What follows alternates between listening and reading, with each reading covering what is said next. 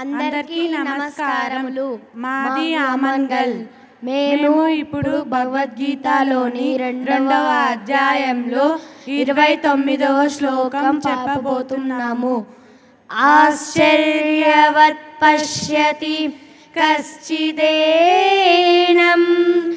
ఆశ్చర్యవత్ వదతి తదైవ చాన్యః ఆశ్చర్యవచ్చైన మన్యశృణోతి శ్రుత్వాప్యేనం వేదన చైవ కశ్చిత్. ఈ శ్లోకం యొక్క భావము: ఒకానొకరు ఆత్మ గురించి ఆశ్చర్యంగా చూస్తున్నారు, ఒకానొకరు ఆత్మ గురించి ఆశ్చర్యంగా వింటున్నారు, ఒకానొకరు ఆత్మ గురించి ఆశ్చర్యంగా చెబుతున్నారు.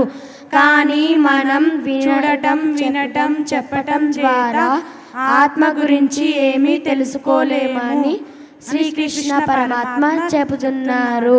మనము ఆత్మ గురించి ఎలా తెలుసుకోవాలంటే మన గురువు గారైన పత్రిజీ గారు చెప్పినట్టు శ్వాస మీద ధ్యాస పెట్టి ధ్యానం చేయాలి. అందరికీ ధన్యవాదములు.